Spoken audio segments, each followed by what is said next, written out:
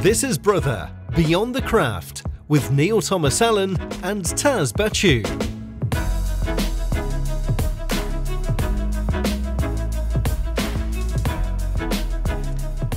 Hello and welcome to Brother Beyond the Craft. My name is Neil Thomas Allen. As always, I am joined by my civil partner, my right-hand man, my waterfall, Taz Bachu. Taz, how the devil are we, sir? Very well, thank you. I wasn't expecting that. The heat's got to your head. We're recording this in the middle of is it a heat wave? Can we call it a heat wave? Summer. Definitely. Let's just call it like a long overdue summer. I'm very well, thank you. How are you? I am, I'm excellent, thank you. Today is, we're recording on a Wednesday, and today's actually my Friday. So I have 2 days off. It's my wife's birthday tomorrow, and yeah, we're just going to have 2 days of kind of togetherness, which is going to be awfully nice, and to catch up on sleep, because I don't know about you, with this, I am going to say heat wave, I've slept about 3 hours a week, so yeah, I'm really struggling. We are also joined this afternoon by the 150-foot tall man, Jack Saunders. Jack, how are we, mate? I'm good, thanks, Neil. I'm trying to hold it all together here, not melting away. But this is my first podcast episode that I'm doing with Ian, so I'm quite excited to get to talk to him about Freemasonry. I noticed, Neil, you've got a little sexy new headset on there as well. I do. The audio sounds fantastic. Oh, fabulous! Well, yeah, this was gifted by my my friends at Sennheiser for moving into the new house. So, yes, other corporate headsets are available. And you know what? I'm gonna a corporate bro. This was gifted to me by the people at Sennheiser for like buying a house thing. It really was awful. And we're joined by, I am gonna say he's a guest host. He's a friend of the podcast, so it's kind of irrelevant that he's a special guest today because he's sort of one of us, so it's all good. We are joined by the Grand Summus of the Scarlet Cord, Ian Currans. Ian, how are you, my friend? Yeah, I'm fine, and it's great to be back. I mean, it was nearly 2 years ago that we met up last time, wasn't it? On that slightly boozy evening. And it's a lot's happened since then, but that's still fresh in my mind. And looking forward to sharing an hour or so with you again this evening. Although we don't have the wine this time, do we? We don't have the wine. However, I will endeavour to ensure that you are. We'll reimburse you for the refreshment at a later date, I promise. Okay. Because I've been looking out the window all day waiting for odd bins to arrive. FedEx. So on that point, for those listeners or viewers who are wondering, we actually have done a deep dive into the Scarlet Cord previously with Ian, shortly after his installation as Grand Summus of the Scarlet Cord. And I would definitely recommend anyone who is curious in a more kind of full-length, serious deep dive into the origins and everything to do with the Scarlet Cord, to definitely go back and check that episode out. But obviously, this is Brother Beyond the Craft, so we have a little bit of a format to follow. But before that, what's been going on since? What's new in the order? I wonder if you could fill us in what you've been up to. Well, the last time I spoke to you, as you say, did we speak in October, November of 2018, wasn't it? Something like that. So that's right. Yeah. So I've been installed as Grand Summus in the May of 2018, and then I went off to India, and we did a fifth grade over there. And I remember telling you how that went, and that was fun, and we had a great time. And remember telling you about that, and then I came back. The summer finished, and then we just got straight back into it, and we were doing consecrations. I think in 2019, I think there was something like 12 consecrations in this country and overseas for Scarlet Cord consistories, the numbers were going through the roof. I mean, last year our memberships grew by 8.5% on the year, which is just staggering. I mean, very impressive. Blow our own trumpet, but most of the other Masonic orders were struggling to get to 1% or struggling to keep in credit. We were at 8.5% increase, which made us easily the fastest growing Masonic order by a country mile. So that was great, and everything was going brilliantly. Then last summer, end of August, we had a new District Grand Supreme Ruler to install in Singapore, and District Grand Summus to install in Singapore, and 2 District Grand Summi to install in India, Southern India and Western India. So I was off again, went to Singapore, did the ceremony there. That was great. Never been to Singapore before, so that was great. Went with Philip Purvis, the Grand Director of Ceremonies. And then we came back from Singapore, flew back to Chennai to do the new District Grand Summus for Southern India, and then flew across to Mumbai for the Western India District Grand Summus, and I did a consecration there as well. And then came home. That was all in a small time slot, actually, just a few days. So it was very full on, very full on. And the coming back through the time differences made it an absolute nightmare. But it was great fun. It was just fantastic, and it was particularly nice to, in Singapore, we met people who had come from our consistory in Hong Kong. We have a walled city consistory that meets in Hong Kong. They came over, so it's great to meet them. I've never met them before. And then in India, it's just great to renew so many friendships from the trip the previous year. So as always, we were treated wonderfully, absolutely wonderfully. And it was great. And then we came back, and then we've been just cracking away again. We did, a few more consecrations, and then, of course, one in January, and then we're all set to do more consecrations. They're already, dates lined up and numbers lined up and everything, and then, gosh, we've got the virus, and then, everything just comes to a halt. But having said that, I've probably been as busy as ever, because the whole Zoom thing has taken off with a vengeance, hasn't it? I mean, if you'd have said 4 or 5 months ago, I've got 3 Zoom meetings today, nobody would have had a clue what you're talking about. And now it's just become second nature, hasn't it? So we've had lots of Zoom meetings. I've done lots of podcasts about other orders and about Scarlet Cord, lots of talks, joined district meetings. I was at 2 on Saturday, attended, as it were, virtually, district, the provincial Grand Senatus for Somerset and Dorset, and then in the morning, and then joined Southern India in the afternoon. 165 people on there, and then I did a talk for secret monitors in Southern in India, who are not in Scarlet Cord. Did that talk. So that was all day Zooming. So it's been really busy, and of course there's a certain amount of research to be done and preparation to be done. So it's been busy. So and of course, I'm sure we'll come onto this later. Of course, week before last, we actually had a real proper face-to-face, flesh and blood meeting of the Scarlet Cord, in which, of course, your co-host was a candidate, one of the candidates, which was fantastic. It was just fantastic. It was great fun. I really enjoyed it. It was so nice. I was sitting, Howard Markham, who's the assistant Grand Summus, was sitting next to me. And we were just sitting there watching it. Richard was really, really very, very good. And we looked at each other and we said, it's not until we're actually here that we realise how much we've missed this. And that was true. I came out of there, it's great first grade ceremony, great installation after that. And I just came out absolutely buzzing, because Scarlet Cord is back. So looking forward now to, I think, 3rd of September, when Scarlet Cord is up and running again.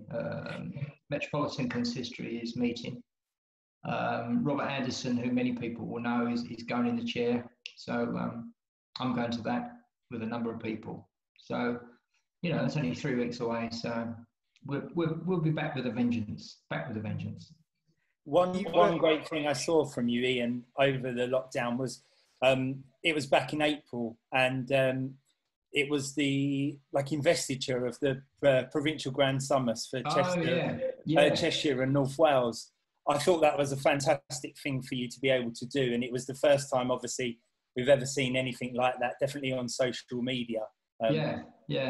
Well, I just thought it was an important thing to do, because otherwise it was Chris Welton, who was becoming provincial Grand Summus for Cheshire and North Wales. All of the, you know, he would have, in normal circumstances, he would have been looking forward to a big razzmatazz event at Christleton, just outside Chester. There would have been a lot of people there. You know, I would have been there with the whole team, and he'd have enjoyed the whole experience. So instead of that, what would have happened? He'd have just got effectively a letter and a pattern through the post. So that day would have been just a hugely disappointing day for him. So I just had the idea of doing something, and it hadn't been done before, just doing something a little bit special. So we recorded this kind of virtual installation. I was basically invested in with the authority of his office. We recorded that in my back garden, which was challenging, especially when my next door neighbours decided to jet wash their patio at the same time. But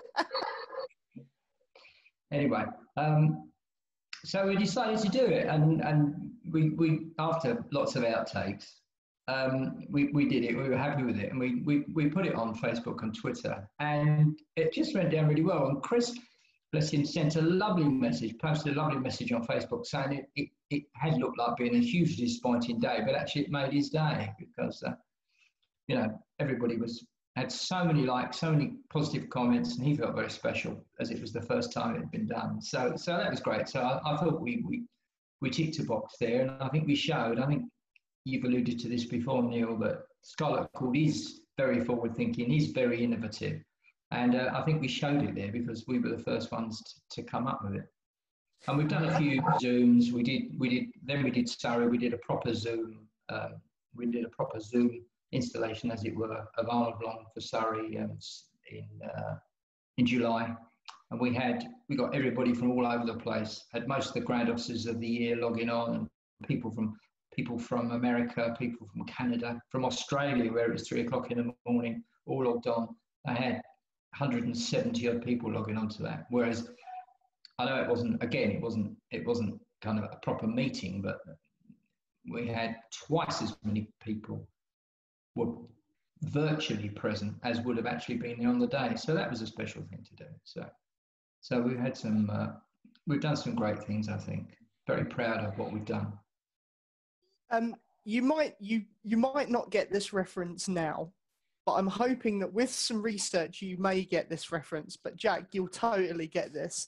Ian, I think that to kind of Freemasonry, I feel like you are the Ric Flair of Freemasonry. Not to mention the fact that you have flowing white locks. If you do a bit of research in Ric Flair, it will totally make sense. I promise you. I'll do it afterwards. Absolutely. Yeah. So, yeah. I hope it's a compliment. Massively so. Oh, okay. Massively so. Just give me a clue who Ric Flair is. So Ric Flair is was a professional wrestler. He's now retired. Largely considered to be one of the most radical, out there, forward-thinking, legendary kind of wrestlers of all time. Really? So there you go. Well, I have a friend who's a wrestling fan, so I will do some research. I'm the same. I was just saying, I just Googled. Literally just Googled. Profiling, limousine riding, show stealing. Exactly. But I think there may be some memes that come out of this, but they will all be hugely complimentary. So please take that as a massive compliment. No. And we have had to be fair, we have had to wrestle with some issues.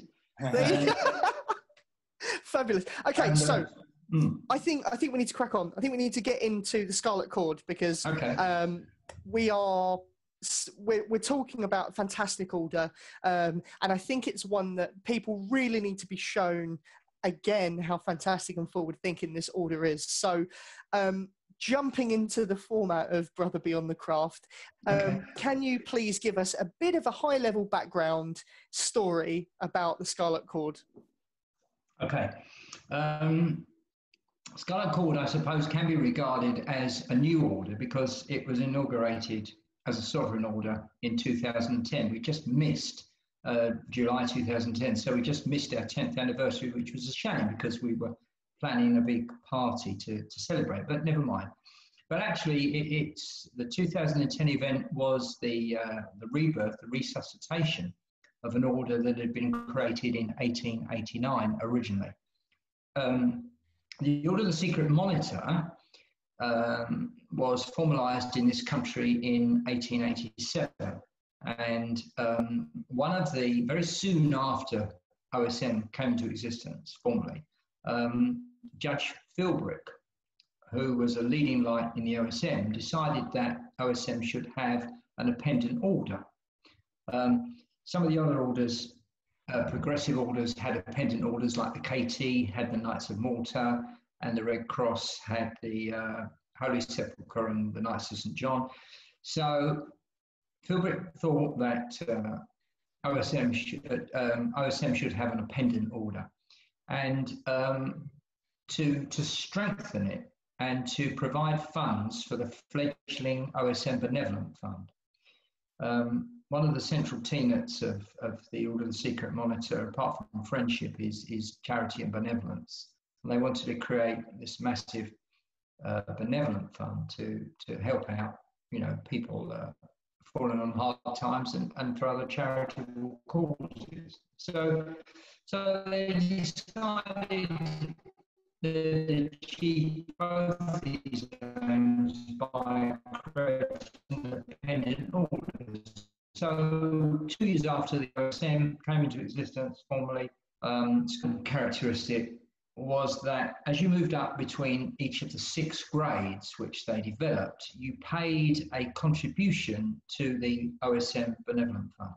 Now, this wasn't chicken feed. This was very serious money.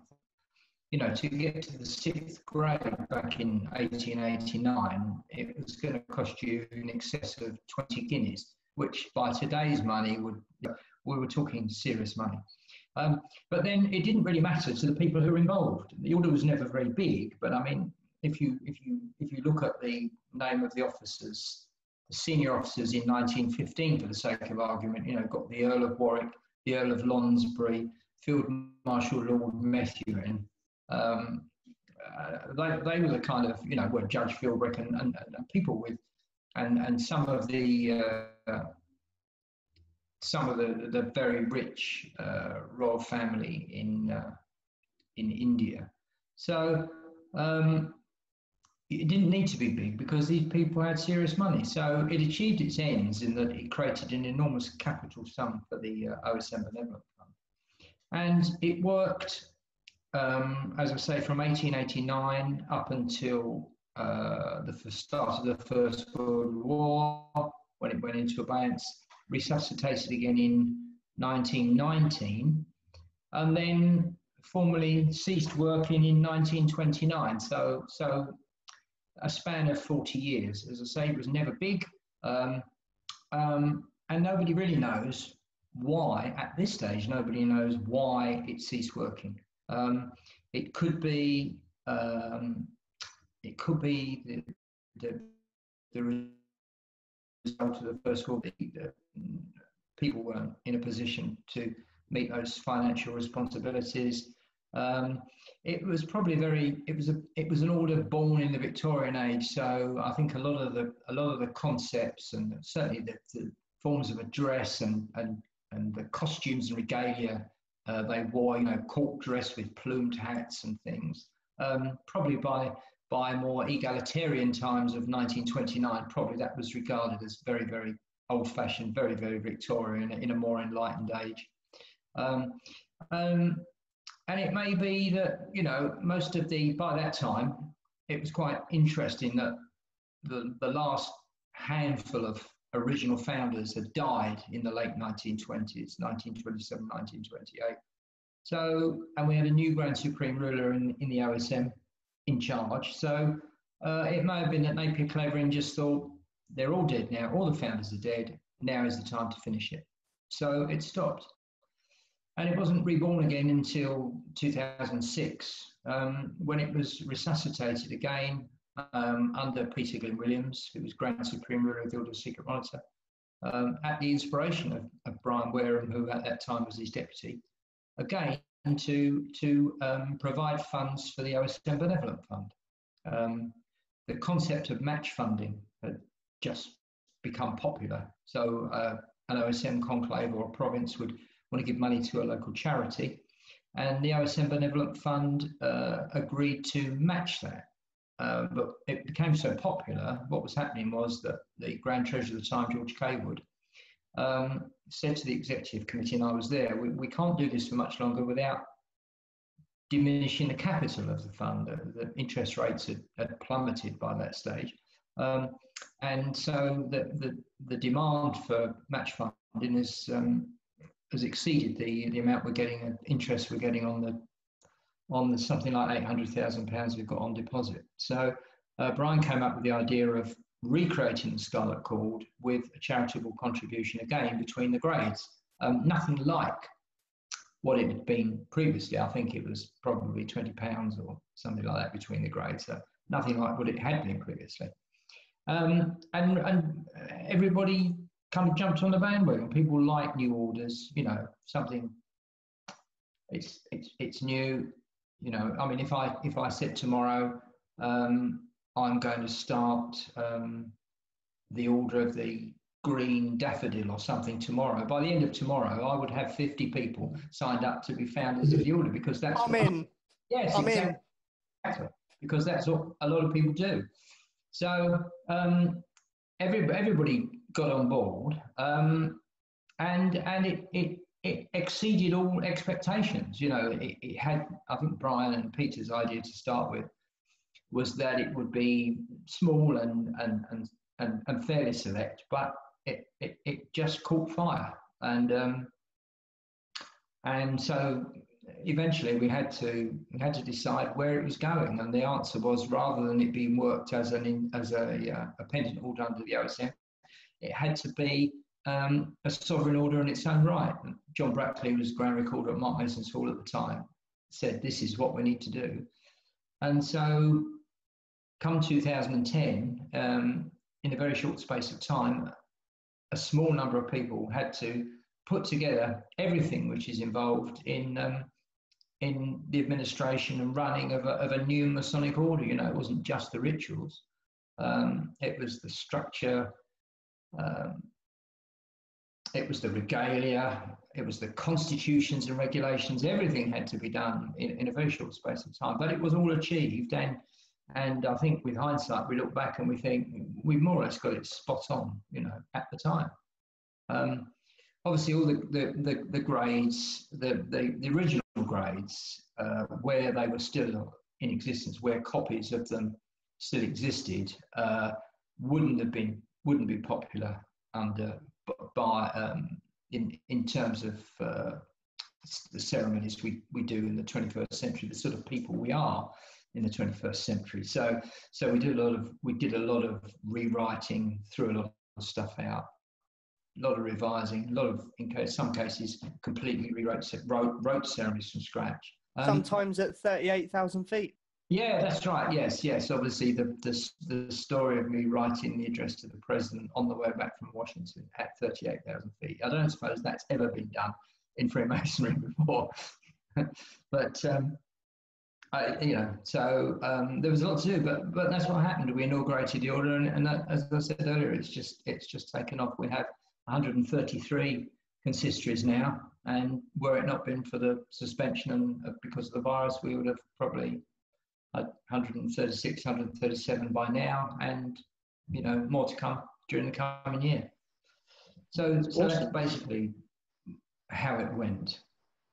Awesome. It's like the second or third time that I've heard you speak through that, and it's still as interesting as the first. I think what would be really kind of interesting to kind of revisit is how you joined the order. I think Neil mentioned it at the beginning, with the exception of me and a couple of the other people that were kind of initiated into the Scarlet Cord a couple of weeks ago.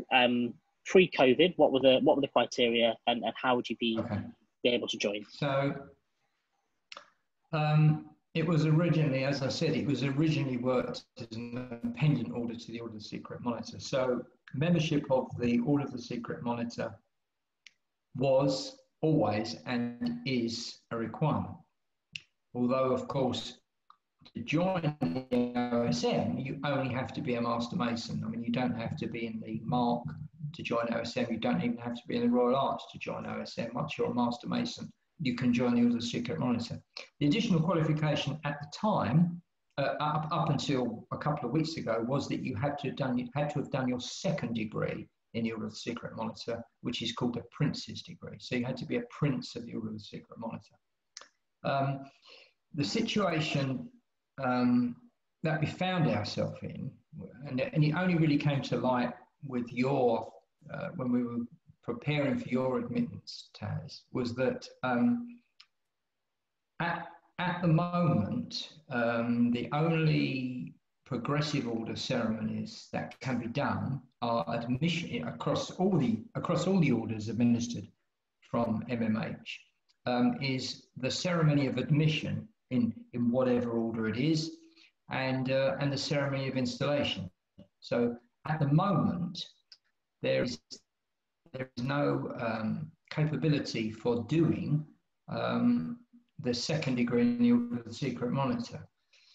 So Andrew Sweeney, who is the Grand Supreme Ruler of the Order of the Secret Monitor, very kindly suggested to me that because that would negatively impact on recruitment into the Scarlet Cord, that I issue a dispensation across the board saying that for the foreseeable future, you only have to have done the first degree in the Secret Monitor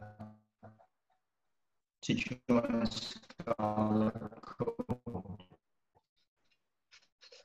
which was really it was a very generous thing for him to offer. I mean, I wouldn't have liked to have asked him, but he suggested it, and so I've discussed it with Ryan Williams at Mark Mason's Hall, and that's what we've done. There's a dispensations freely available to do that to the first grade ritual, because without giving any secrets away, like any order, when you join an order, you have to prove yourself in the qualifying order, if you like. So when you join Scarlet Cord, you have to prove yourself as a Prince of the Order of the Secret Monitor by showing the signs and words and that sort of thing. So it necessitated a minor change, which I did in consultation with the President of the Executive Committee and the Grand Director, which basically just challenged the candidate on being a Secret Monitor rather than being a Prince of the Secret Monitor. And we tried it for the first time at Middlesex Consistory, which you joined for then. And I have to say, it was seamless, really. I think obviously you wouldn't have known the difference, but those of us watching it decided it was seamless.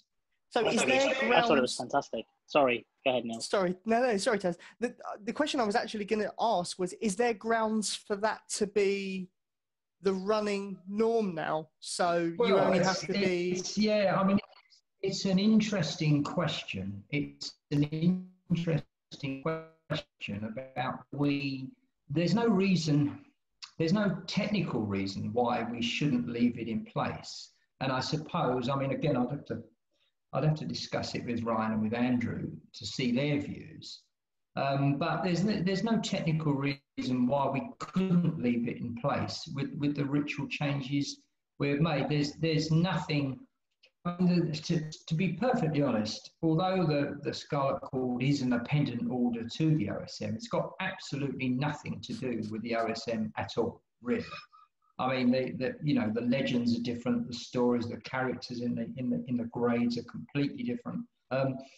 So the knowledge that it gives you it's got nothing. Even the ethos of the order is completely different. So really, Scarlet Cord has got nothing to do with the OSM in that respect. So there's no reason we couldn't actually leave it at that if we wanted to. I suppose the only contrary argument would be, should you maybe be in OSM for a little while before moving on to Scarlet Cord? So most people go into the OSM, they do their induction ceremony, and then they probably do their Prince's degree at the next meeting. So it might only be 3 or 4 months, but I mean, the argument is, should you just wait and get a bit more experience in the OSM before you go into Scarlet Cord? I don't know. It's an interesting point that I think it will be a conversation we have to have. Yeah. You heard it here first, guys. You heard it here first. It has been mentioned before, and I have thought about it, but I think it's a conversation we'll have to have. But there's no technical reason we can't leave it like that, to be honest. Got it. And Taz, sorry, I know you were about to speak about your experience in coming to your admission into the Scarlet Cord. So I wanted to ask what you made of it, what you thought about your experience and joining it, because obviously the meeting before you joined the OSM. So how did it differ? What did you think? What was your experience? It's completely different. I think it's interesting, kind of with the history and the origins of the order, that it was a kind of a side order to the OSM. I think having gone through kind of the admittance, it's completely different. It's based on maybe the same foundations, but there's very different parts of it, if that makes sense. But I absolutely loved it. I know, obviously in the run up to that meeting, there was will we, won't we, can we, can't we, and had it not been for the fact that I had to run back home and catch up on work, I would have actually stayed. I was, like Ian said, I was absolutely buzzing. It was just great to be back doing something Masonic, and I'm super chuffed that it was that, because it's been a long time coming. It's been 2 years coming since that original sales pitch. So I was absolutely delighted. But it was really, really fun, and it's just another thing that I've got so many questions for that I'm going to have to wait to find the answers out, because they come with the various different grades and degrees. Yeah, I think you say that there is a lot of difference between the Scarlet Cord and the OSM, and there is.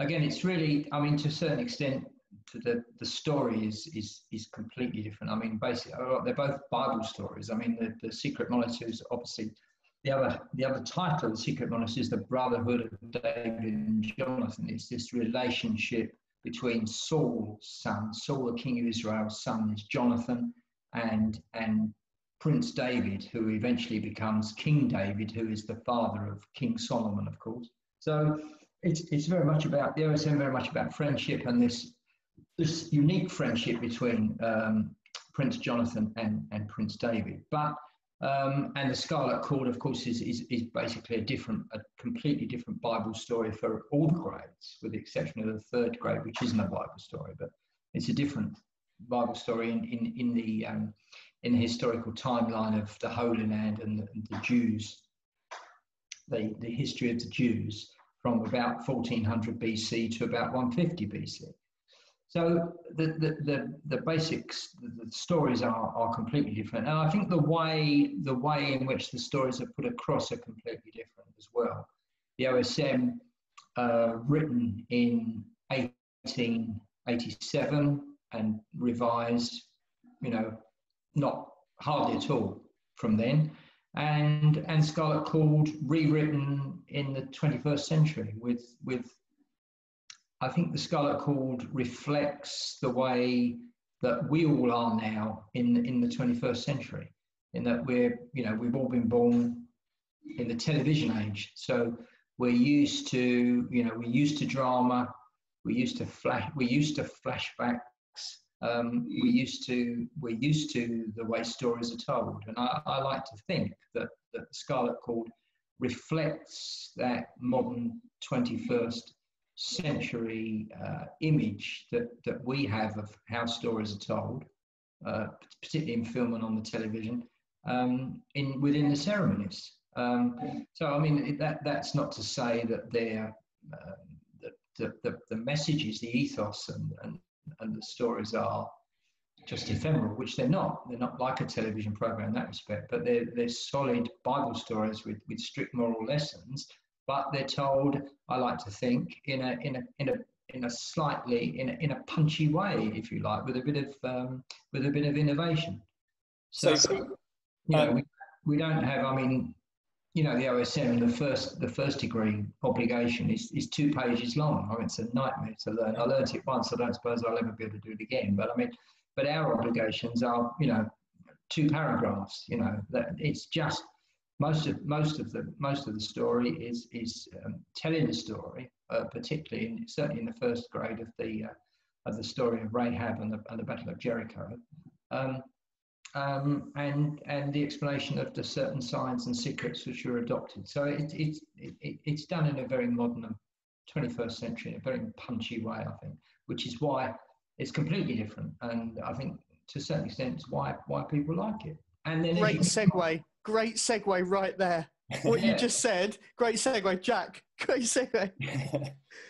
So I was going to say, for us, we've all ventured beyond the craft, literally, all of to different orders, and we know that each of the orders have very unique aspects to them, and something that is very particular. And so, would you say that is what is unique about Scarlet Cord? What makes it different? I think that's probably what makes it different. In that it's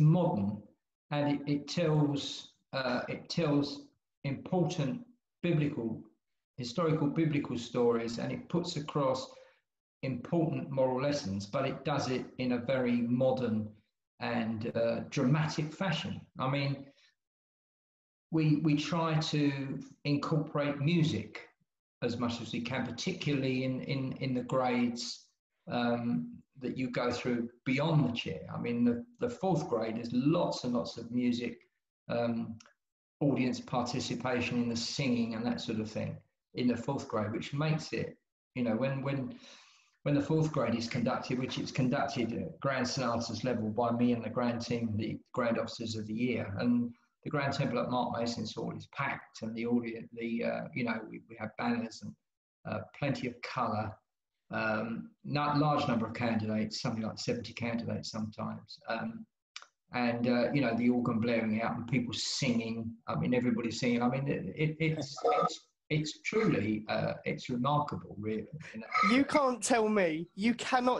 After our last podcast, when we got together and we discussed and we mentioned there seems to be some sort of affiliation between you and ABBA. You cannot tell me that there isn't some sort of ABBA reference going on in the 4th grade when there's loads of colour, loads of music. You lead the ceremony. It's got to happen. To be honest, there isn't. I don't think there's any. I don't think there's any ABBA references in the Scarlet Cord, to be honest, which is disappointing. But I might be able to introduce some allusions to ABBA a little bit later on in this podcast if you're really good. But I want to ask you. And I think this is probably a little bit biased because you're literally the ruler of the order. But why do you enjoy it? Where do you get your enjoyment from the Scarlet Cord? Okay, I enjoy it because, well, first things first. You have to be a master mason in the craft. You have to be an OSM. So by the time you join Scarlet Cord, it attracts the people you meet there are, generally speaking, serious Freemasons, because they're by definition already in 3 orders. many of them will also be in the Royal Arch and the Mark and lots of other things as well. So the people you meet there are very, very serious Freemasons. You know, sometimes we might meet people in craft lodges, not many, but sometimes you meet people who are only in Freemasonry because, you know, they want to be Freemasons basically, but that's, you know, they quite enjoy it, but they just want to be in the craft, and that's good enough for them. But the people that you tend to meet in Scarlet Cord are a bit more to the of the fanatical tendency, if you see what you know what I mean, you know.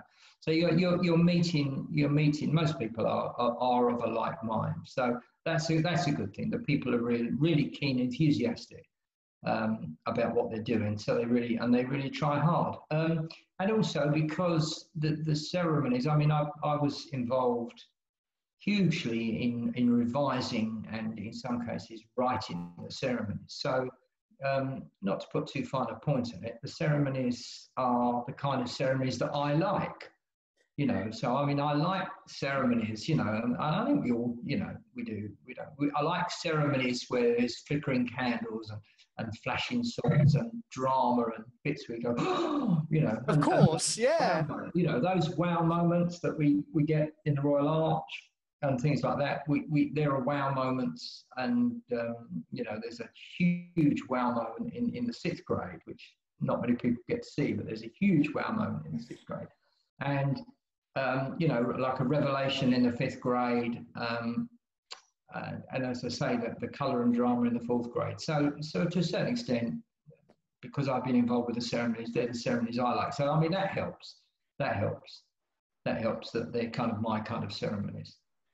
I think, oh, sorry, go ahead, Jack. No, you go, Taz. I was going to say, I think that's just added a little bit more to me wanting to know about the additional grades.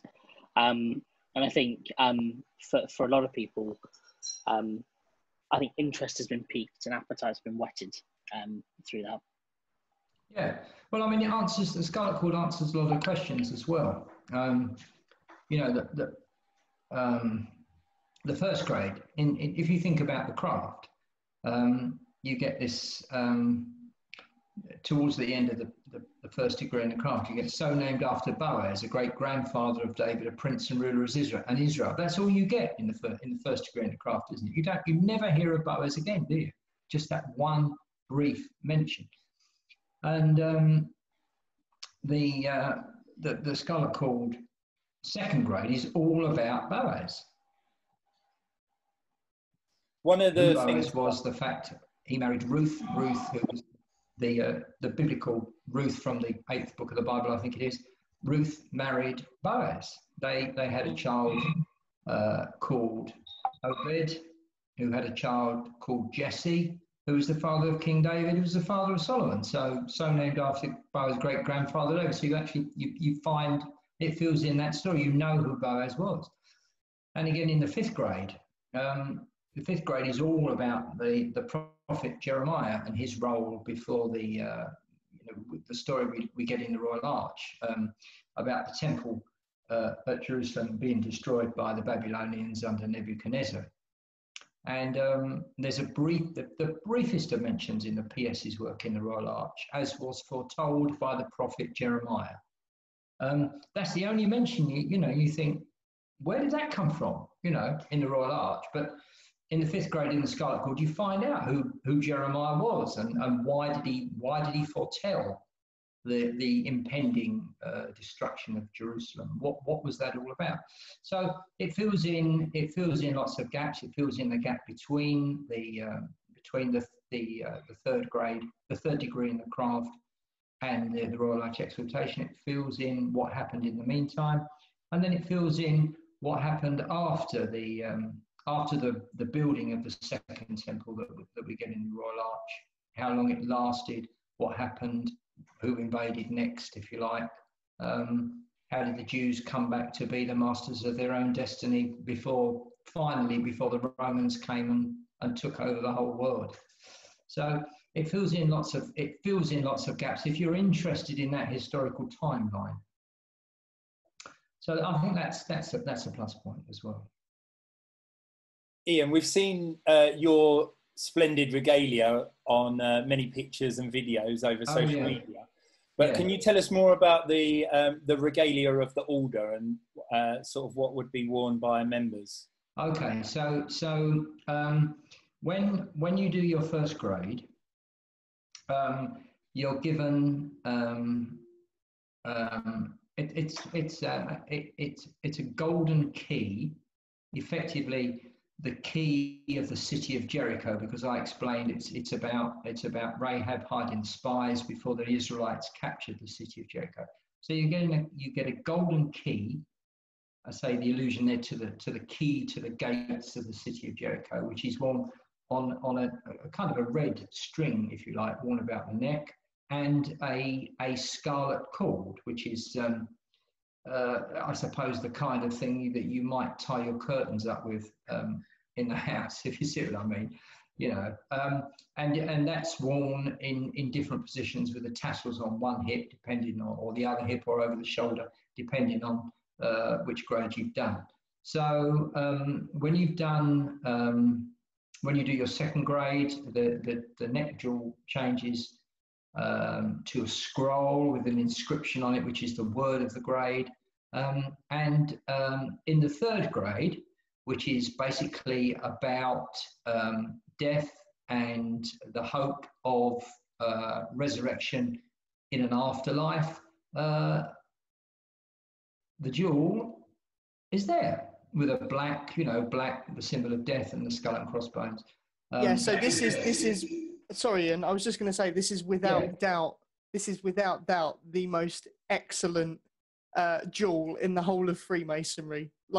So to people watching this on YouTube, you can see it, but those listening on the podcast, it's quite literally a black ribbon with a silver skull and crossbones as an ornament, and it is absolutely fantastic. Yeah, well, I mean, that's the orders of, it's the symbols of death and the symbols of mortality, and then it leads on, a hope, your hope in an afterlife. So the first three grades are basically about faith, hope, and charity. Third grade is about hope in an afterlife. First grade is about faith, the faith that Rahab had in the God of the Israelites, and the faith they showed in her. And charity is the relationship, how Boaz was charitable to Ruth, and Ruth was charitable to her mother-in-law. So the first three grades teach those lessons. They all link in quite well, being about, although they're different stories, they link in quite well because they all illuminate the concepts of faith, hope, and charity. So that's it. So, I mean, after that, you get, I mean, even when you go into the chair of the president of a consistory, which is effectively the master's chair, you just put a horn of oil on the ribbon of your third grade jewel, just a small attachment to that. It's not until you become a provincial officer, then you need to buy a sash if you're an officer in a province, and then obviously if you're a grand officer, you buy a scarlet sash, and then when you get your there's a jewel for the fourth grade, and then of course when you get your fifth grade, you get one of those big silver sheriff's badges, which can be worn in the OSM. And if you do your sixth grade, you get a gold marshal's badge. So, which look fantastic, by the way. Which do look good, yeah. But they're slightly unwieldy, but they do look good. But they are expensive, but they're worth it. So next question, and this is, I think this one is quite succinct. What is, or who is, would you say, the ideal candidate for the Scarlet Cord? The ideal candidate. I think, as I've said, I don't think necessarily age comes into it, because we're pleased to offer the order to everybody, because I think there is something in it for everybody. As I said, everybody in it is basically of the same mind. They're all serious Freemasons. They all want more Masonic knowledge. They all want to learn more of the legends, more of the history, the legendary history of Freemasonry. So they're all the same kind of people, whether they're coming into the order when they're in their 70s or 80s, or when they're coming into the order when, if they're in their 20s or 30s. So I don't think age has got anything to do with it. It's just somebody who's really interested in Freemasonry in its widest sense, who understands that the progressive orders only add to the Masonic experience we have in the Craft and Royal Arch. This is. I'll be honest with you. This is a bit of a cause célèbre with me, actually, in that you don't get this so much now. You don't get this so much now, happily. But in the past, you've had people that have said, "There's only the craft. That's all there is." There's not some people, and I know there's been a few provincial Grand Masters like that, who've not even accepted the fact that you should be in the Royal Arch. There's only the craft. That's all there is. That's all you need to know. That's all you ever need to learn. That's the only experience you ought to have. And there are some people still that believe, oh, it's Craft and Royal Arch. Anything administered from Great Queen Street, that's it. Nothing else really counts. You're just playing at Masonry if you're in other orders. I'm totally opposed to that view. And unfortunately, so many people senior people in the Craft and Royal Arch understand that, particularly people like, I have to say, particularly people like Russell Race, who are firmly of the opinion that the people who are in lots of other progressive orders are the stickiest Freemasons, because they'll never leave their Craft and Royal Arch chapters because they're so keen. And they understand that the lessons, the moral and spiritual lessons you learn in the progressive orders only strengthens your understanding of the Craft and Royal Arch. It doesn't take you away from the Craft and Royal Arch. It strengthens your understanding of the Craft and Royal Arch. I think that's hugely important. That's it's a big thing with me to make people understand that.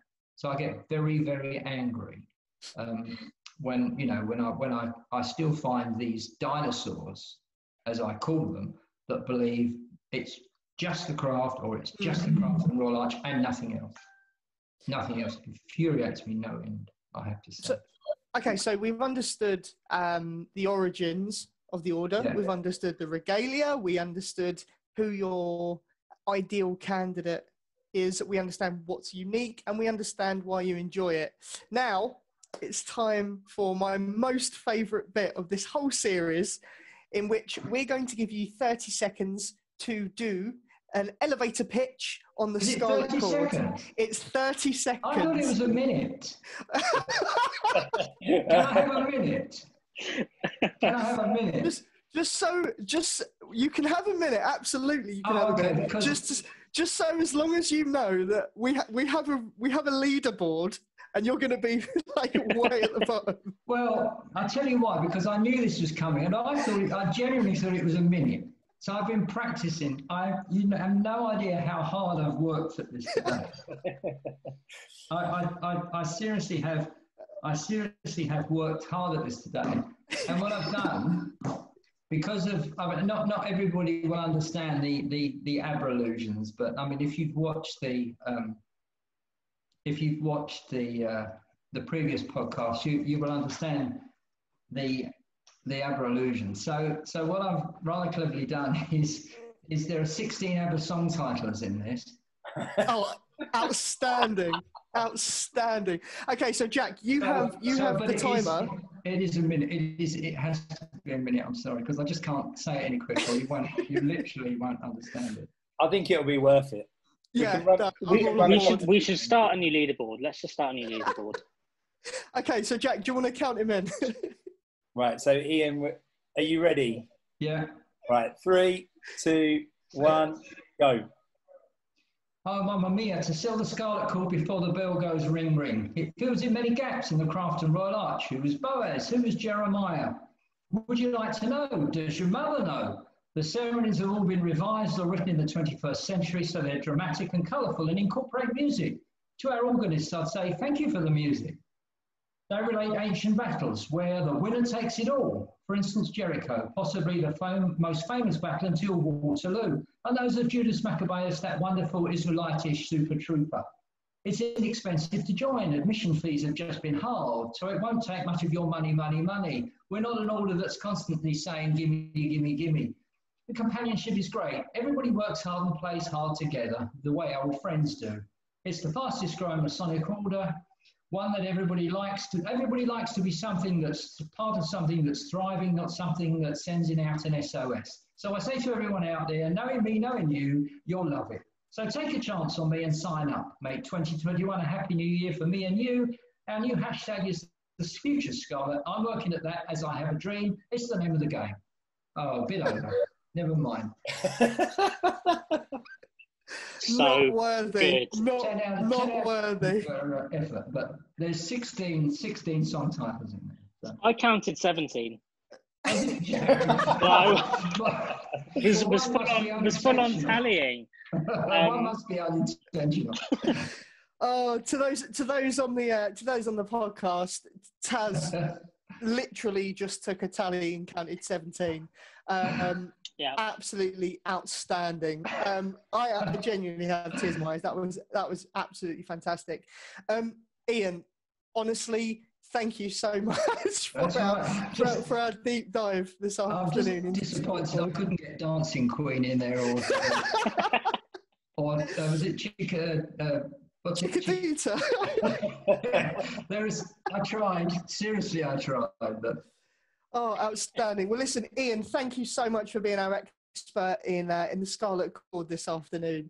It's been great. Yeah, thank you. I want to thank everybody who has either streamed this on YouTube, watched it on our website, brothermasonic.com, or streamed or downloaded the podcast either on Spotify, Apple Podcasts, or anywhere where you take in podcasts. If you have any feedback, please speak to us on Twitter @brothermasonic, or drop us a 5-star review or any feedback on Apple Podcasts. We seriously appreciate it. We want to thank you all for your time, Ian, and we will be back, I'm sure, next week with our next installation or next episode into Orders Beyond the Craft. But Ian, it's the penultimate one of the series. It is the penultimate one, absolutely. We're going to be discussing the Royal Ark Mariner's degree. Please keep your eyes on Twitter or our website, brothermasonic.com. We are brother, you are too. Thank you so much for your time. Thanks for having me.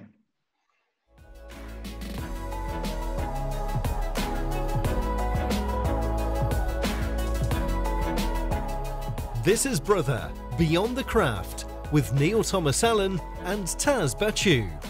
This was a Brother production in association with Mark Mason's Hall, presented by Neil Thomas Allen and Taz Bachu, with Jack Saunders, produced by Joshua Worley. You can follow us on social media at Brother Masonic on Facebook and Twitter.